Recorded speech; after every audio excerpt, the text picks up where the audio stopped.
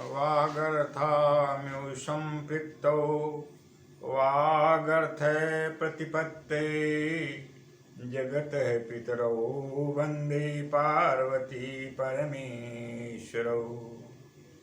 वर्णानामर्थसङ्घानां रसानां छन्दसामपि मङ्गलानां च कर्तारौ वन्दे वाणी विनायकौ। गजाननं भूतगणादिसेवितं कपित्थजम्बूफलचारुभक्षणम् उमासुतं शोकविनाशकारकं नमामि विघ्नेश्वरपादपङ्कजम्।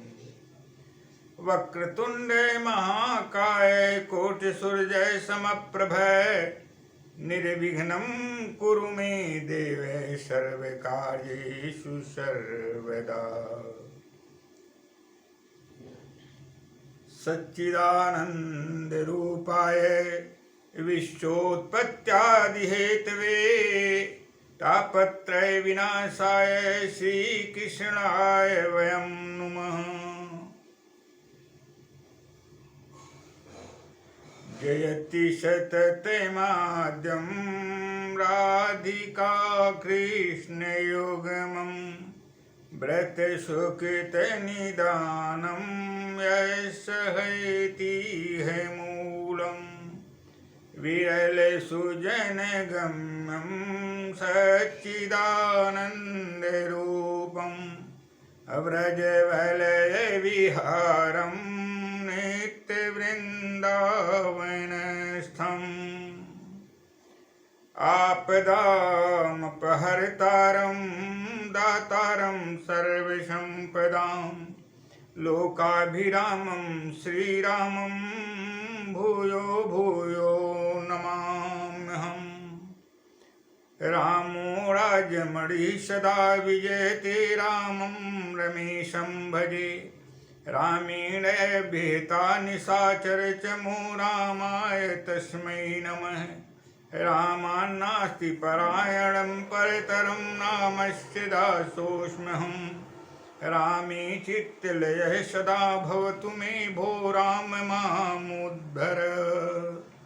उद्भवे स्थितिसंहारकारिणीं क्लेशहारिणीं सर्वश्रेयस्करीं सीतां नतोऽहं रामवल्लभाम्।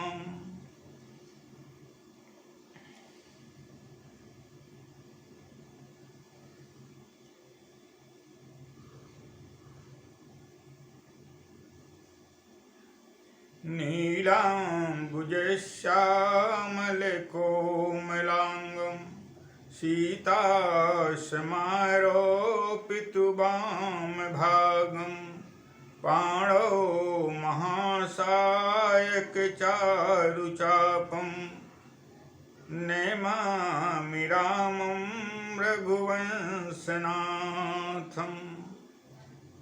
कल्याणानां निधानं कलिमलमथनं पावनं पावनानां पाथेयं यन्नमुक्षो सपदि परिपदि प्राप्तये प्रस्थितस्य विश्रामस्थानमेकं कविवरवचसां जीवनं सज्जनानां बीजं धर्मधर्मस्य प्रभवतु भवतां भूतये रामनाम। अस्तुतासुरैः पूर्वमभीष्टसंशयात् तथा सुरेन्द्रेण दिनेश सेविता। कैरोतु सानः शुभहेतुरीश्वरी शुभानि भद्राणि अविहन्तु चापदः। सर्वाबाधा विनिर्मुक्तो धनधान्यसुतान्वितः मनुष्यो मत्प्रसादेन भविष्यति न संशयः। सर्वमङ्गलमङ्गल्ये शिवे सर्वार्थिसाधिके शरण्ये त्र्यम्बके गौरी नारायणि नमोऽस्तुते। यस्याखिलामि बहवी सुमङ्गलैर् वाचो विमिश्रा गुण कर्म जो भजन में भी प्राणन्ति शुम्भन्ति पुनन्ति वै जगत् यास्तद् विरक्ता सशोभनामता सर्वे भवन्तु सुखिनः सर्वे सन्तु निरामया सर्वे भद्राणि पश्यन्तु मा कश्चित् दुःखभाग् भवेत्। मंगलमय प्रथम पिता परमेश्वर जगत के आदि कारण सर्वकलार्थ सिद्धि प्रदाता भगवान विष्णु, भगवान कृष्ण, भगवान राम तथा अनेक अवतारों के रूप में आकर इस सृष्टि को कल्याण करने वाले परमपिता परमेश्वर तथा ममतामयी वात्सल्यमयी अज्ञान नाशिनी ज्ञान प्रकाश से अखिल विश्व को प्रकाशित करके असुर मर्दनी भगवती माँ जगदम्बा के श्री चरण कमलों में मेरा कोटशः वंदन अभिनंदन एवं नमन स्वीकार। सर्वविध मंगल प्रदान करें भगवान, सर्वविध मंगल प्रदान करो माँ, सर्वविध कल्याण करें। सृष्टि में एक नवीन चेतना एवं नवीन जागृति प्रदान करते हुए अखिल सृष्टि में मंगलमय अवस्था की प्रतिष्ठापना करें प्रभु तथा प्रतिष्ठापना करें माँ। आज सत्य जगदम्बा इस संसार में भगवान का जो संतावतार हुआ और अहरनिश जिन्होंने लोक मंगल हेतु ही कर्म इस संसार में किया, उन अवतारों के संदर्भ में यथा बुद्धि यथा मति आप लोगों के समक्ष इसके पूर्व प्रकरण में मैंने प्रकाशित किया।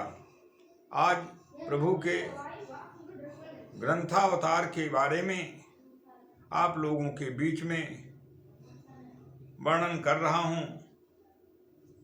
कृपया उसे जो माँ की कृपा से, प्रभु की कृपा से, संत महापुरुषों की कृपा से प्राप्त है, वह निवेदन है, उसे स्वीकार करते हुए अपने जीवन में आमूल परिवर्तन करते हुए शिष्ट को सद्गुणों से एवं सद्विचारों से एवं सद्कर्मों से पूर्ण रूप से शोभायमान करते हुए आत्म कल्याण के साथ समस्त सृष्टि के कल्याण के भागी बने। भगवान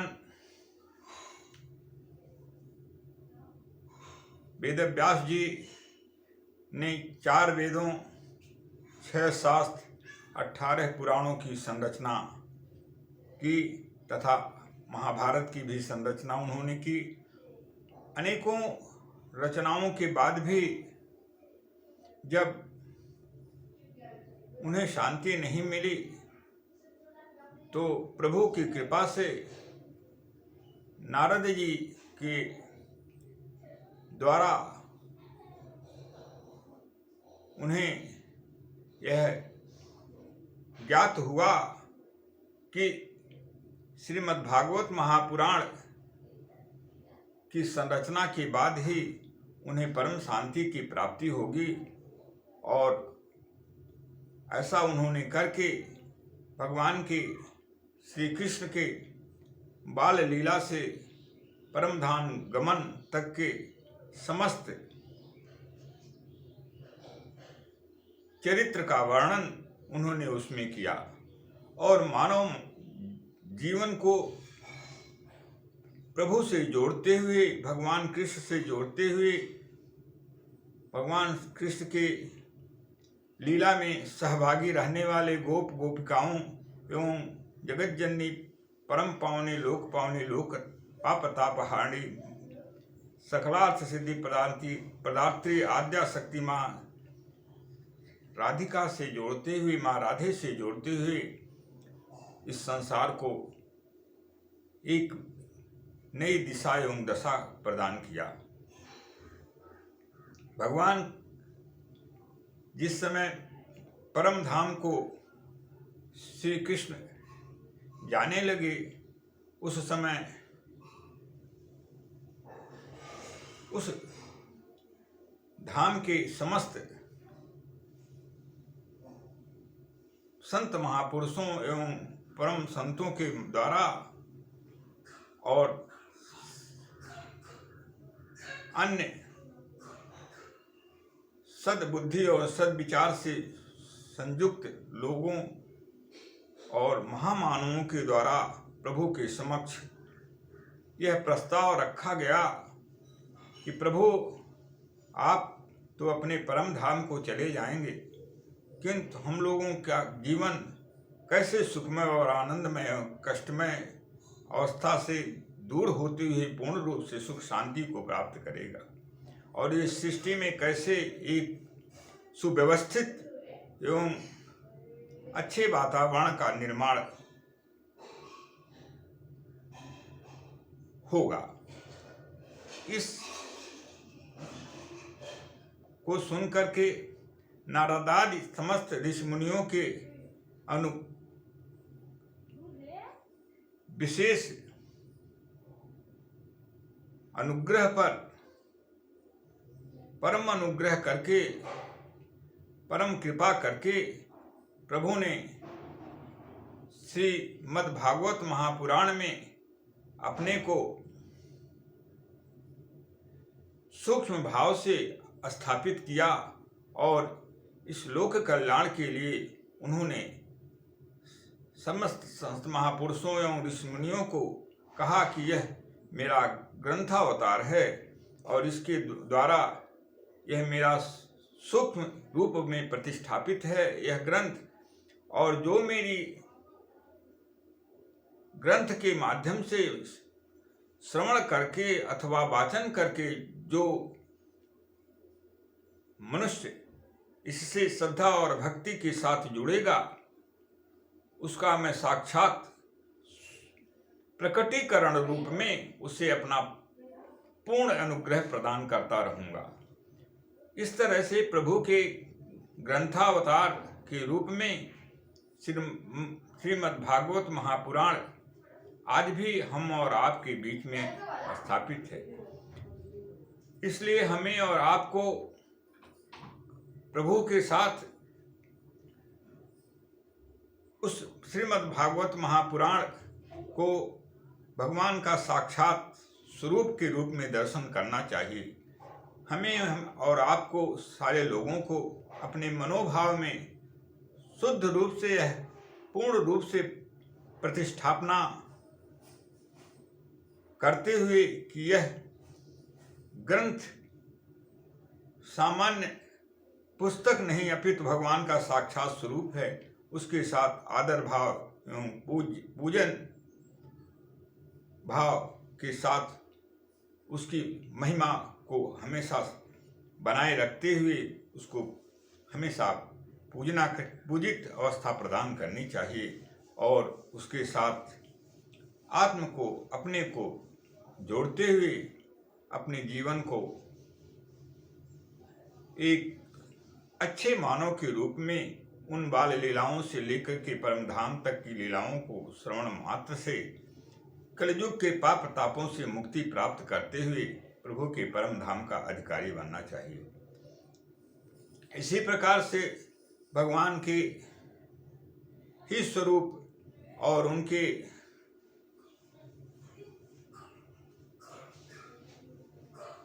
वाणी के द्वारा निर्गत 4 वेद 6 शास्त्र हैं, उनमें भी हम प्रभु का ग्रंथावतार को ही देखना चाहिए और प्रभु का साक्षात स्वरूप दर्शन करना चाहिए।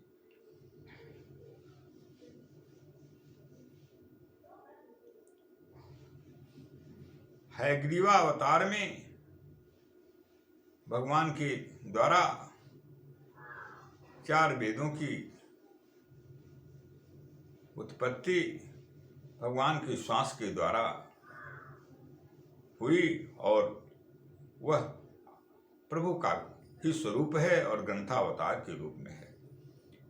इसी को गोस्वामी तुलसीदास जी महाराज श्री रामचरितमानस में व्यक्त करते हुए लिखते हैं, जाके श्वास बैनी श्रुति चारी, जाके श्वास बनी श्रुति चारी, सो हरि पढ़य कौतुक भारी, जाके श्वास बनी श्रुति चारी, सो प्रभु पढ़य कौतुक भारी। जिनके श्वास मात्र से 4 वेदों की संरचना हुई, वे लोक मर्यादा और लोक में कल्याण की हेतु इस संसार में मानव रूप में चल करके लोक की धर्म स्थापना हेतु लोक में सद अवस्था प्रदान करने हेतु और लोक में मानव मात्र को एक सुमानव की अवस्था प्रदान करने हेतु गुरुकुल परंपरा को अक्षुण्ण बनाए रखने हेतु प्रभु गुरुकुल की मर्यादा के अनुसार पढ़ने का काम करते हैं। इसलिए प्रभु का जो साक्षात अवतार का जो उद्देश्य था, उन्होंने अवतार लेकर तो इस धरा पे पूरा किया, किंतु प्रभु के न रहने के बाद, प्रकट रूप में न रहने के बाद, वैसे तो प्रभु हमेशा हमेशा प्रतिक्षण हम और आपके बीच में सूक्ष्म भाव से विराजमान है, किंतु प्रकट रूप में कल्प भेद से प्रभु का जब अवतार होता है, उस समय साक्षात हम और आप सभी लोगों के बीच में प्रभु साक्षात मिलते हैं। जैसे भगवान कृष्ण अवतार भगवान कृष्ण के रूप में, भगवान रामावतार भगवान राम के रूप में, तथा अनेकों अवतार 24 अवतारों की कथा हमें और आपको ग्रंथों के माध्यम से जानने और सुनने को मिलती है और पढ़ने को मिलती है। इस तरह से प्रभु के ग्रंथावतार हैं। ये हमारे गीता जो प्रभु की साक्षात वाणी है, प्रभु के ग्रंथावतार हैं। वेद जो भगवान के श्वास से निर्गत हैं, प्रभु के ग्रंथावतार हैं। 18 पुराण जो प्रभु की लीलाओं से पूरी तरह से भरे हुए हैं और जिनकी श्रवण मात्र से और कथन मात्र से जीव का परम कल्याण हो जाता है।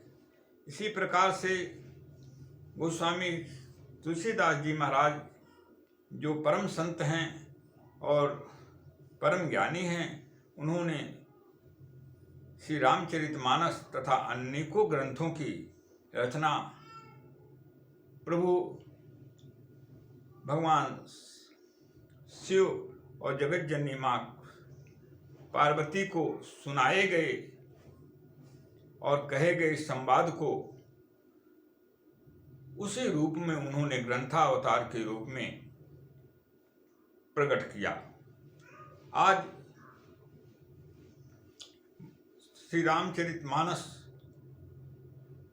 में जब हम विविध रूप से उसका अपने जीवन में प्रयोग करते हैं,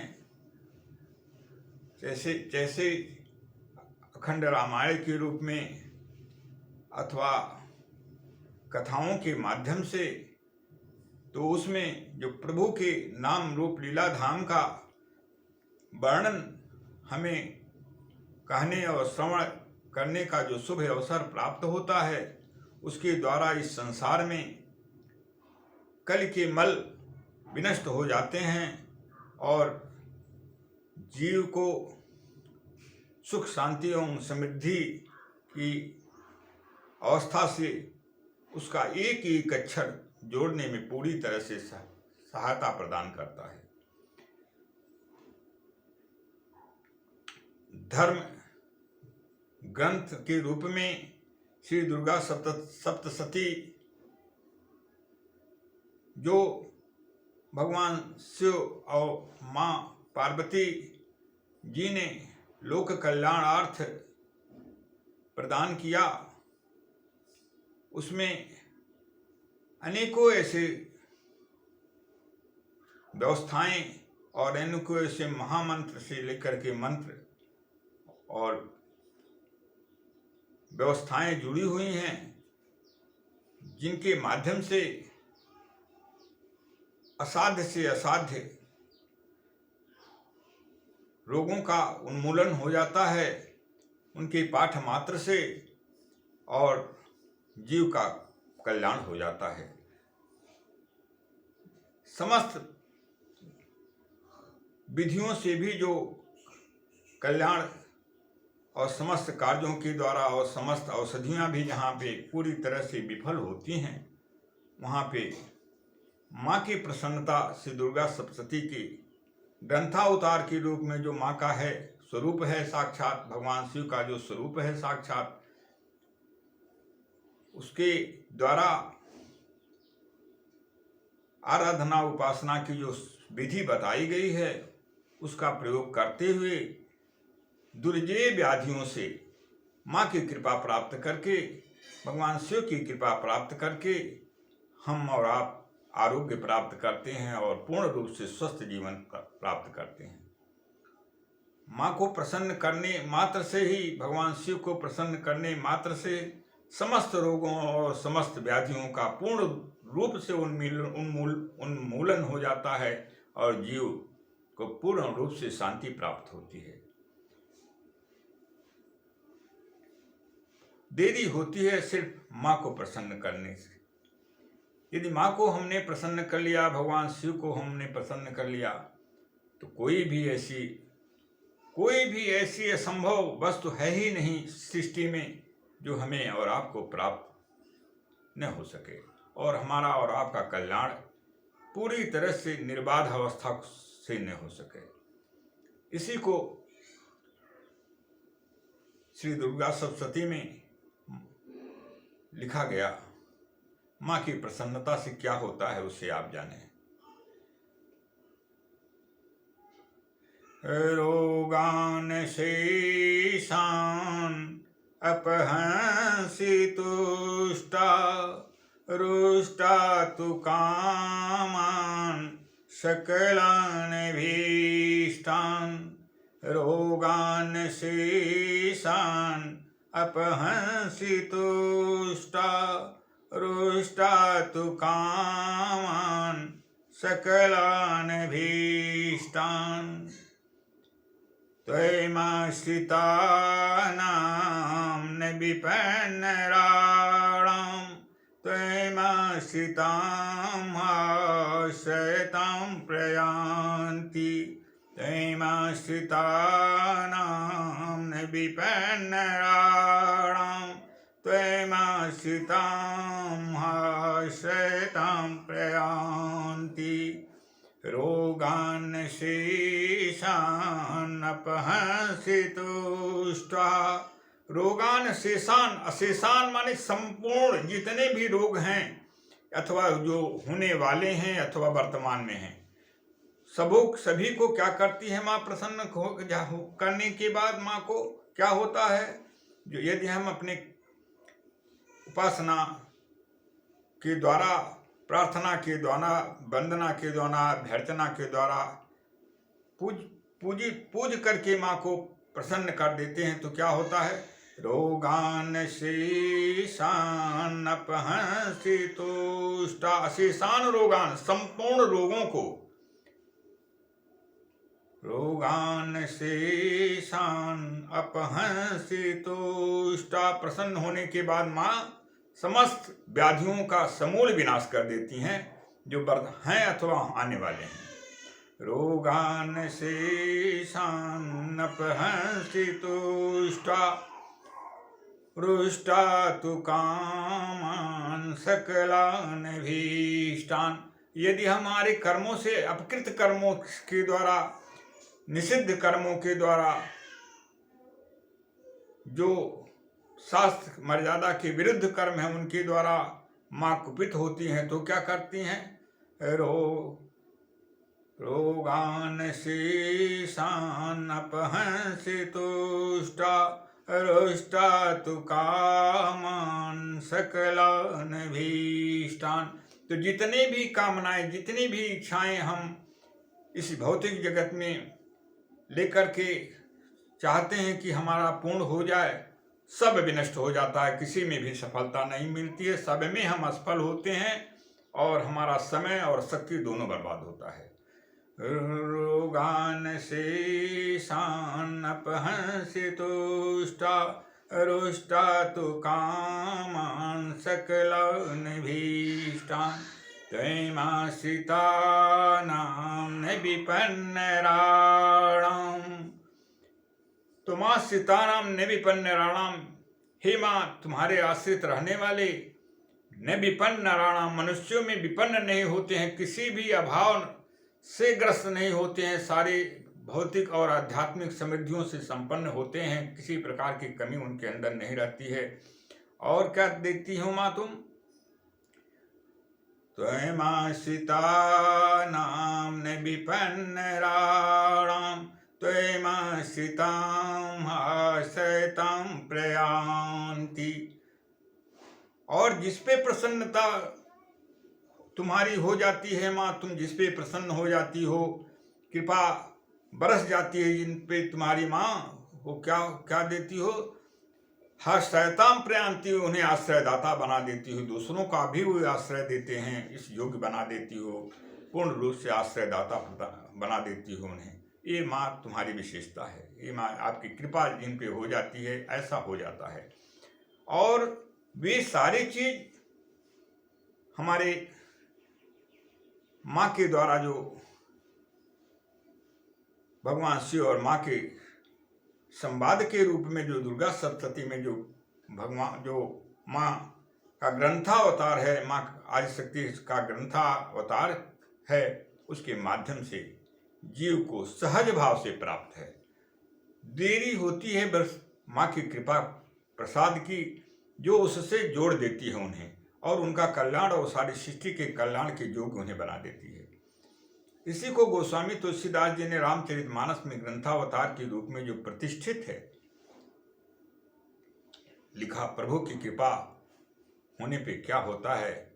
और वह श्री रामचरितमानस के रूप में जो प्रभु का ग्रंथावतार है, उसमें गोस्वामी तुलसीदास जी महाराज लिखते हैं, बताते हैं जीव के कल्याणार्थ। जो इच्छा करी हूँ मैंने माही, प्रभु प्रताप कछु दुर्लभ नाही।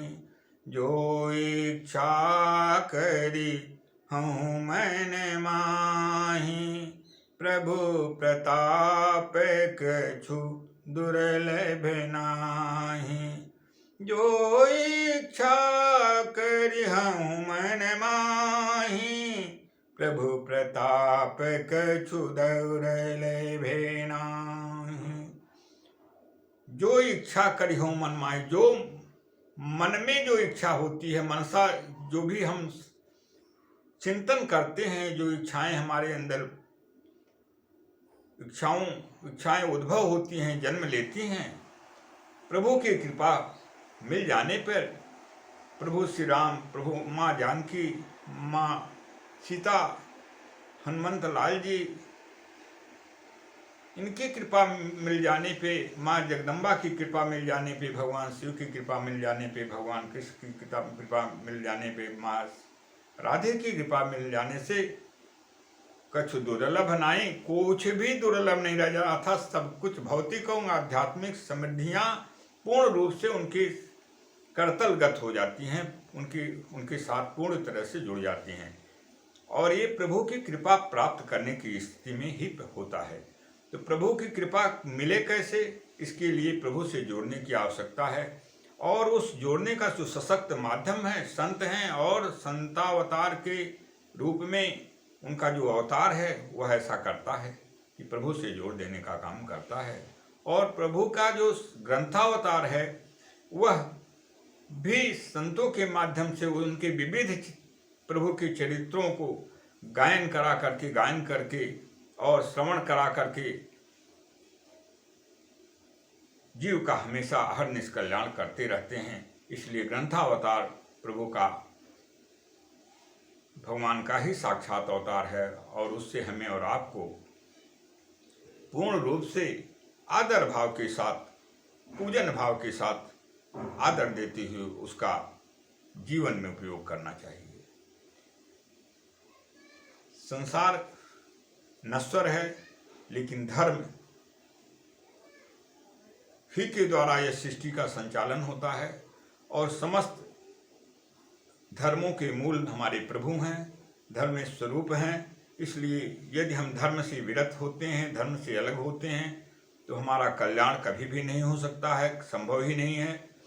और धर्म से जब जुड़ते हैं तो प्रभु धर्म स्वरूप हैं, तो हमारी हमेशा हरनिश हम प्रभु से जुड़ते हुए चलते हैं।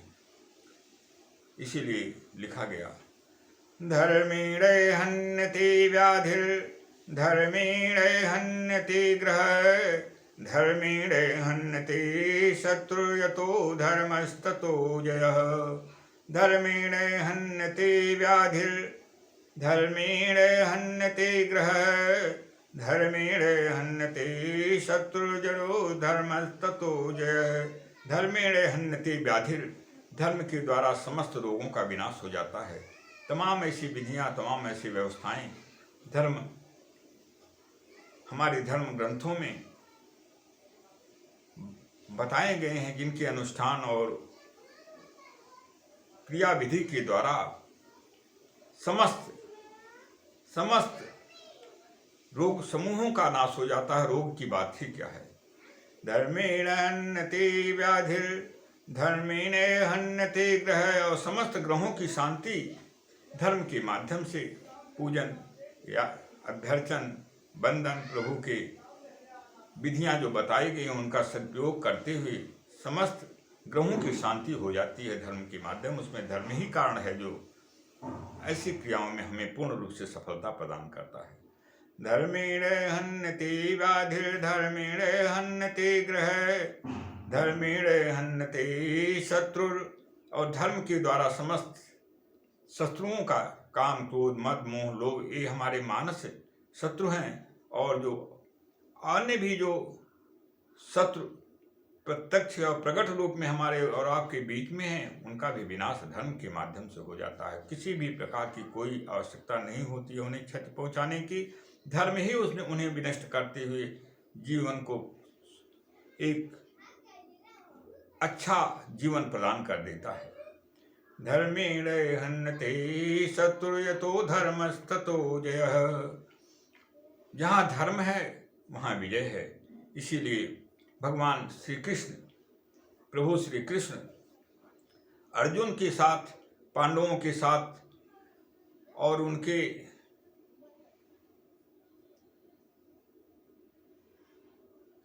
साथ रहने वाले लोगों के साथ धर्म की मर्यादा के ही कारण, जो धर्म स्वरूप भगवान श्री कृष्ण हैं, के कारण पांडवों की अधर्म पे धर्म की विजय हुई।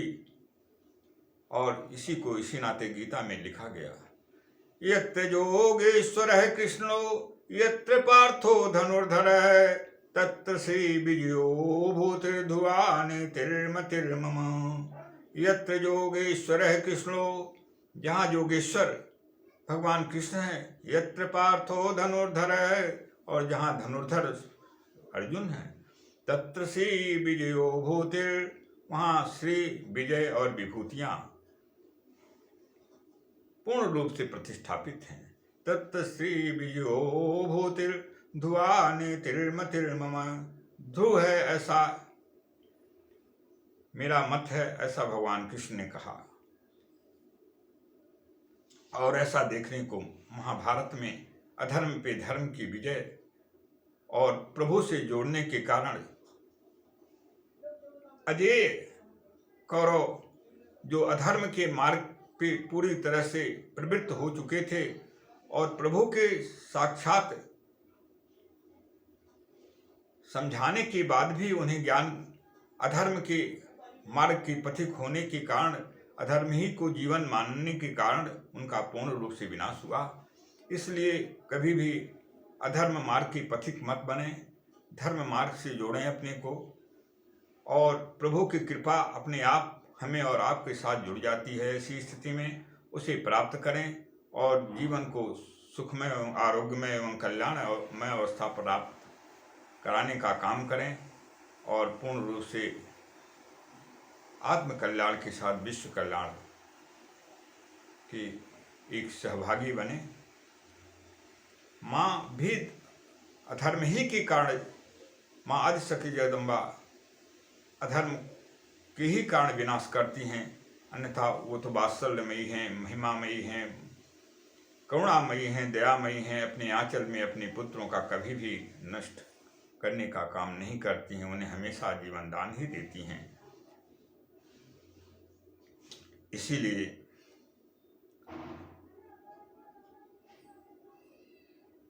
लिखा गया, दैत्यानाम, यह दुर्गा सप्तती में आप इसका प्रतिपादन किया गया है, उसे प्राप्त वहाँ से लिया गया है, उसे वहाँ आप दर्शन करें। दैत्यानां देहनाशाय भक्तानां अभयाय च, दैत्यानां देहनाशाय भक्तानां अभयाय च,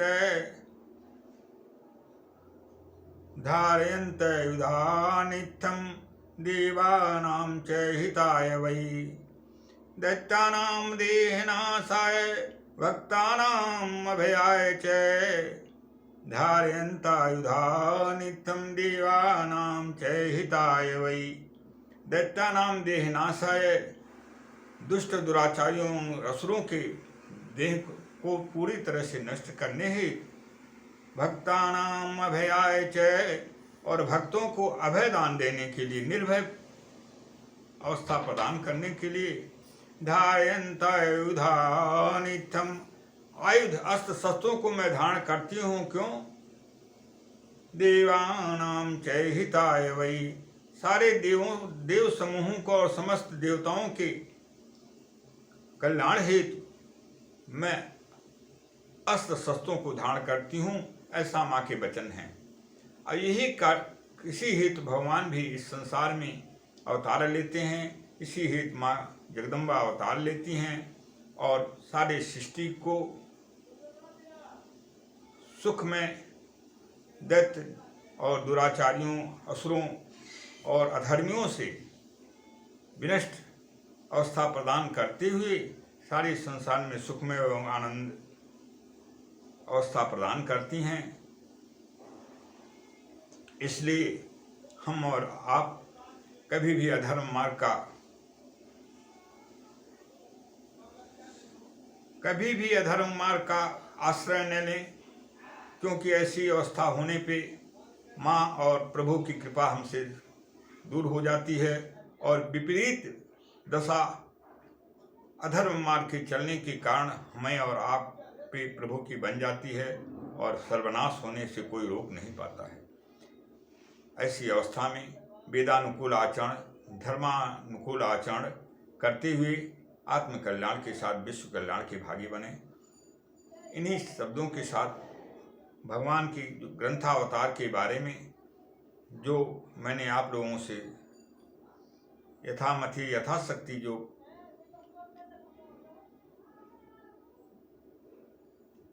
प्रकाशित किया, उसे आप लोग आचरण में ढालते हुए मेरी इस वाणी को जो माँ की कृपा और प्रभु की कृपा के द्वारा आप लोगों तक पहुँच रही है, उसे सार्थक बनाने का काम, जीवंत अवस्था प्रदान करने का काम करें। यही आप लोगों से मेरी विनीत प्रार्थना है। और आने वाले अगले कार्यक्रम में पुनः प्रभु के कृपा से जो प्रभु का अवतार है उसके संदर्भ में प्रकाश डालने का कार्य करूँगा, ऐसी मेरी इच्छा है। उसे भगवान और माँ आदिशक्ति जगदम्बा परिपूर्णता प्रदान करें। इन शब्दों के साथ अपनी वाणी को विराम देता हूँ अगले कार्यक्रम हेतु। सर्वे भवन्तु सुखिनः, सर्वे सन्तु निरामया, सर्वे भद्राणि पश्यन्तु मा कश्चित् दुःखभाग् भवेत्। ॐ पूर्णमदः पूर्णमिदं पूर्णात् पूर्णमुदच्यते, पूर्णस्य पूर्णमादाय पूर्णमेवावशिष्यते। हरि ओं तत्सत्, हरि ओं तत्सत्, हरि ओं तत्सत्, हरि ओं तत्सत्। ओं शांति शांति शांति। जय माँ, जय भगवती, जय